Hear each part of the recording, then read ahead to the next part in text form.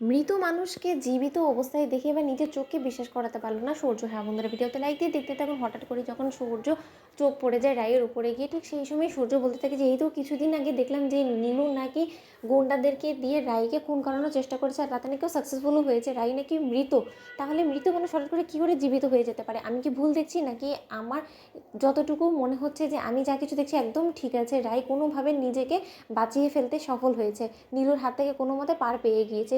কোনটা আমি বিশ্বাস করবো কিছুতে বুঝতে পারছি না। অন্যদিকে সূর্য বুদ্ধি খাটিয়ে বলতে থাকে ড্রাইভারকে যে ড্রাইভার মশাই, আপনি যে করেই হোক না কেন এই গাড়িটির পেছন করুন, আমি দেখতে চাই যে এই গাড়িটি ঠিক কোথায় গিয়ে থামে, আর সেই বাড়িতে আদৌ কয়জন থাকে, আর সেই বাড়িতে রায়ের সাথে কি কানেকশন আছে। অন্যদিকে সূর্য যখন এক পর্যায়ে রায়ের পেছন করতে করতে রায়ের বাড়ি অবধি পৌঁছে যায়, ঠিক সেই সময় সূর্য রায়ের বাড়ির বাইরে অপেক্ষা করতে থাকে রায়কে দেখার জন্য। ঠিক সেই সময় ডিনার টেবিলে রায়কে যখন বসা অবস্থায় সূর্য দেখতে পায়, সূর্য বলতে থাকে যে আমার কোনো ভুল ধারণা হয়নি, আর আমি কোনো কিছুই ভুল দেখিনি, যা কিছু দেখেছি আমি সব ঠিকই দেখেছি, আর আমার চোখের সামনে যা কিছু ঘটছে সেটা দেখে তার যাই হোক না কেন আমি কোনো মতেই এই কথাটা কাউকে বিশ্বাস অবধি করাতে পারবো না। কিন্তু যে করেই হোক না কেন কোনো মতেই এই সুযোগটা আমার হাতছাড়া করা যাবে না। যেভাবেই হোক না কেন রায়ের সাথে একবার অন্তত আমার কথা বলতেই হবে। কিন্তু কি সেটা কি করে?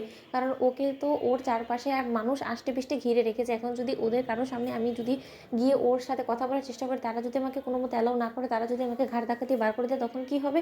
অন্যদিকে সূর্য বলতে থাকে যে আচ্ছা, রায়ের কি কোনো কিছু মনে নেই নাকি? এখন যদি ওর সামনে গিয়ে আমি কোনো কথা বলি, তাহলে যদি ও আমাকে না চিনতে পারে তখন কি হবে? ও তো নিশ্চয়ই চিৎকার চেঁচামেচি করবে। কারণ ও তো আমাকে আবছা হলেও তো দেখেছে, কিন্তু তা সত্ত্বেও কেন আমাকে চিনতে পারলো না, আমি তো সেটাই বুঝতে পারছি না।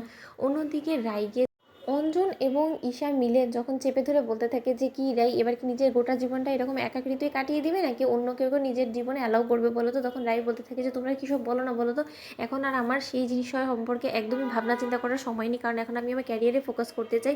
অন্যদিকে সূর্য যখন আড়ি পেতে সেই সকল কথোপকথন শুনে ফেলে, ঠিক সেই সময় সূর্য বলতে থাকে যে না, যে করেই হোক না কেন রাই অবধি পৌঁছানোর জন্য আমার ভিন্ন একটা পথ অবলম্বন করতেই হবে। যেহেতু শুনলাম যে ওরা নাকি রাইকে পাত্রস্থর করার জন্য পাত্রের খোঁজ করছে, তাহলে সেটা না হয় পাত্র সেজেই আমায় সেখানে ঢুকে পড়লাম, কারণ কোনো না কোনোভাবে তো অবশ্যই রাইকে আমার সামনে দাঁড়িয়ে মুখোমুখি কথা বলে ওকে জিজ্ঞেস করতে হবে যে কেন ও এত দিন ধরে নিজেকে লুকিয়ে রেখেছে, কেন ও মানুষের সামনে এসে চিৎকার করে বলছে না যে ও জীবিত আছে।